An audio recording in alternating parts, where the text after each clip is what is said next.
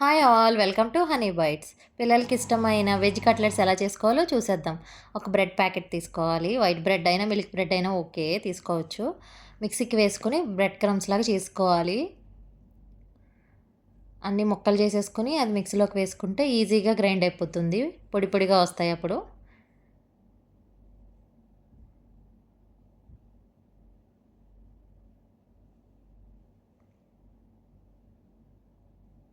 ఇలా మిక్సీ చేసుకొని పెట్టేసుకుంటే బ్రెడ్ క్రమ్స్ చేసుకొని మీకు ఏదైనా లెఫ్ట్ అయిపోతే అవి కూడా ఫ్రిడ్జ్లో పెట్టుకొని స్టోర్ చేసుకోవచ్చు. ప్రాబ్లం ఏం లేదు. ఎన్ని రోజులైనా అలాగే ఉంటాయి, పాడవవు. చూడండి, ఇలాగా పొడి పొడిగా అయిపోవాలి. బ్రెడ్ క్రమ్స్ తీసుకుని పక్కన పెట్టుకోవాలి. అండ్ స్వీట్ కార్న్ తీసుకోవాలి. ఆనియన్, ఒక ఆనియన్ సరిపోతుంది. అండ్ క్యారెట్ 2 తీసుకున్నాను, అంటే కొంచెం స్వీట్నెస్ వస్తే బాగుంటుంది, పిల్లలకి ఇష్టంగా తింటారని. చిన్న జింజర్ తీసుకోవాలి. ఇవన్నీ ఒక చాపర్లో యాడ్ చేసుకోవాలి. కొత్తిమీర కూడా యాడ్ చేసుకోవాలి. నా దగ్గర చాపర్ ఉంది కాబట్టి చాపర్ చేసుకున్నాను, లేదంటే చిన్న చిన్న ముక్కల కింద కట్ చేసుకొని పెట్టుకోవచ్చు. స్వీట్ కార్న్ ఒకటే యాడ్ చేయలేదు, స్వీట్ కార్న్ తర్వాత యాడ్ చేసుకోవచ్చు అని. అండ్ క్యాబేజ్ నేను తురుముకున్నది ఎప్పుడో ఫ్రిడ్జ్లో పెట్టుకుంటాను, అలా తీసుకుని యాడ్ చేసుకోవచ్చు. Salt, garam masala and cornflour. Boiled potato smash చేసుకొని పక్కన పెట్టుకోవాలి. పొటాటోస్ బాగా మెత్తగా అయిపోకూడదు, కొంచెం క్రంచీనెస్ ఉండాలి పొటాటోస్కి. బాయిల్ చేసుకున్న పొటాటోకి స్మాష్ చేసుకుని క్యాబేజ్ యాడ్ చేసుకోవాలి. దాన్ని చాప్ చేసుకున్న క్యారెట్, చిల్లీ, ఆనియన్, కొత్తిమీర యాడ్ చేసుకోవాలి. అల్లము అన్నీ చాప్ చేసుకుని పెట్టుకున్నాం కదా, అవన్నీ కూడా యాడ్ చేసేసుకోవాలి.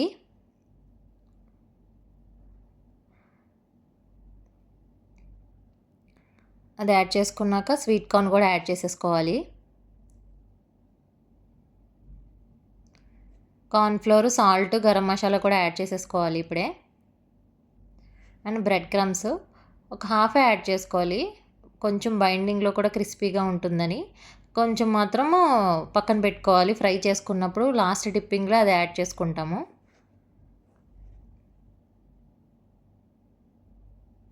ఎక్కువ మసాలాలు కూడా పెద్ద యూజ్ ఉండదు ఇందులోకి.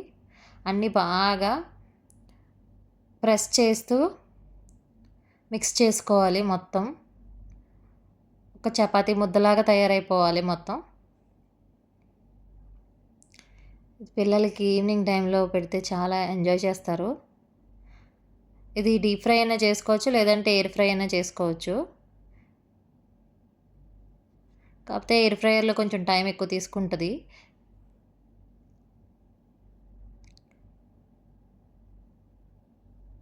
అన్నీ మిక్స్ అయ్యేలాగా బాగా పైకి కిందకి బాగా కలుపుకోవాలి.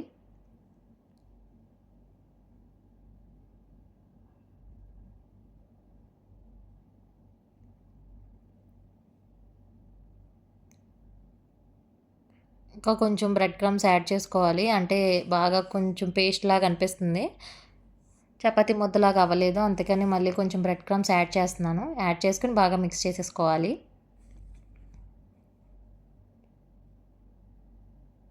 ఇందులో క్యారెట్ ఎక్కువ యాడ్ చేసాం కాబట్టి సో హెల్తీగానే ఉంటుంది.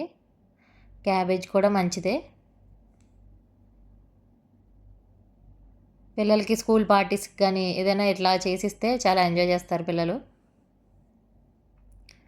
అందరూ తినచ్చు హ్యాపీగా. అంతే, పక్కన పెట్టుకోవాలి.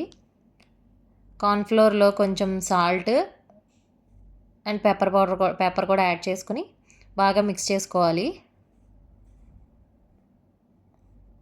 పెప్పరు షార్ట్ మిస్ అయింది, అందుకని డైరెక్ట్గా చూపించేస్తున్నాను. అన్నీ ఒక్కొక్కటిగా తీసుకుని బాల్స్ కింద చేసుకుని ప్రెస్ చేసి వడల కింద నొక్కుని పక్కన పెట్టుకోవాలి. చూడండి, చూపిస్తున్న విధంగా నొక్కి పక్కకు పెట్టుకోవాలి ప్రెస్ చేసి. అంతే, ఇలా చేసుకుని పెట్టుకుంటే ఒకేసారి చేసేస్తే ఈజీగా ఉంటుంది డీప్ ఫ్రైయింగ్. అప్పుడు వెంటనే చేసుకుని డిప్పింగ్ అయిన పెట్టడం కొంచెం కష్టమవుతుంది, అందుకే ఇట్లా చేసుకుని పెట్టేసుకుంటే ఒక వాయి వేగేలోపు ఇంకొక 15-16 అలా మళ్ళీ చేసుకుని పెట్టుకోవచ్చు. ఫస్ట్ ఆయిల్ హీట్ ఎక్కాక కార్న్ఫ్లోర్లో డిప్ చేయాలి. చేసుకున్న కట్లెట్ని డిప్ చేసి కార్న్ఫ్లోర్ స్లరీలో, దెన్ బ్రెడ్ క్రమ్స్లో కూడా అటు ఇటు డిప్ చేయాలి. బ్రెడ్ క్రమ్స్ బాగా అతుక్కునేలాగా కొంచెం లైట్ ఒక ప్రెస్ చేయాలి. ప్రెస్ చేసి హీట్ ఆయిల్ యాడ్ చేసుకోవాలి. అన్నీ యాడ్ చేసుకున్నాక కొంచెం సిమ్లో పెట్టుకోవాలి. సిమ్లో ఫ్రై చేసుకోవాలి. సిమ్లో ఫ్రై చేస్తేనే బాగా క్రిస్పీనెస్ వస్తాయి. లేదంటే హైలో వేగితే ఒకేసారి కలర్ వచ్చేస్తుంది కానీ లోపల మాత్రం బాగా కుక్ అవ్వదు. సో అన్నీ ఇలాగే ఫ్రై చేసుకోవాలి. అన్నీ ఫస్ట్ కార్న్ఫ్లోర్ స్లరీలో ముంచి దెన్ బ్రెడ్ క్రమ్స్ కోట్ చేసి యాడ్ చేసుకోవాలి. సైడ్స్ బాగా రోస్ట్ అయ్యేలాగా సిమ్లో పెట్టుకుని ఫ్రై చేసుకోవాలి. ఇది క్లాస్ పార్టీకి, మీ పిల్లల క్లాస్ పార్టీకి ఒక్కసారి పెట్టివ్వండి. చాలా బాగా ఎంజాయ్ చేస్తారు. చాలా బాగున్నాయి, మళ్ళీ మళ్ళీ ఇంకా చేయి మమ్మీ అంటారు ష్యూర్గా. చాలా టేస్టీగా ఉన్నాయి. కాకపోతే బాగా సిమ్లో పెట్టి కొంచెం ఓపికగా టైం తీసుకుని చేసుకోవాలి. టైం టేకింగ్ ప్రాసెసే, కానీ తినేటప్పుడు అది మర్చిపోతాం టైం బాగా తీసుకున్నదని. అంత టేస్టీగా ఉంటాయి ఇవి.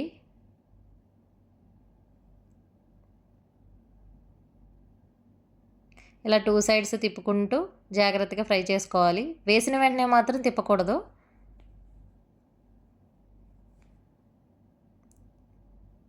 చూసుకుంటూ ఫ్రై అయ్యిందో లేదో అప్పుడు తిప్పుకుంటూ ఉండాలి.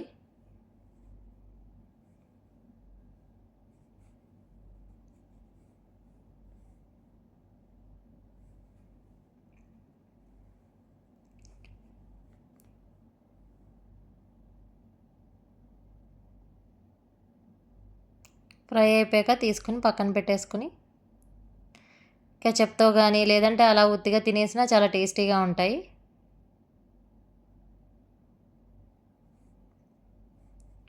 ఇది వేడిగా తిన్నా చల్లగా తిన్నా చాలా బాగుంటాయి. ఇలా చూడండి, ఇలా ఫ్రై అయితే సరిపోతుంది. బ్రెడ్ క్రమ్స్ వేసాం కాబట్టి తొందరగా కలర్ వచ్చే ఛాన్స్ ఉంటుంది కాబట్టి సిమ్లో పెట్టుకొని ఫ్రై చేసుకోవాలి.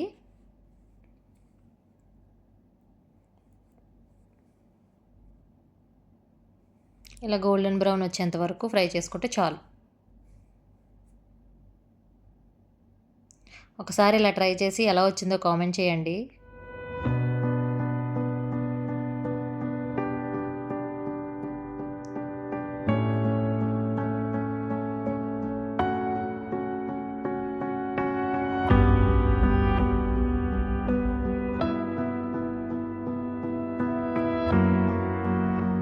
అంతేనండి, ఎంతో టేస్టీగా ఉండే వెజ్ కట్లెట్ రెడీ అయిపోయింది. ఇలా ఎవరైనా ఇంటికి వచ్చినప్పుడు సడన్గా ఏమీ లేవని కాకుండా ఇలా వెజ్జెస్తో చేసేసుకోవచ్చు ఈజీగా. ఎప్పుడు వడలు బజ్జీలే కాకుండా ఇలా వెజ్ కట్లెట్ ఒకసారి ట్రై చేయండి. ఇలాగే అన్ని ట్రిప్స్ కూడా వేసేసుకొని చేసుకుంటూ ఫ్రై చేసుకుంటూ తీసేయడమే.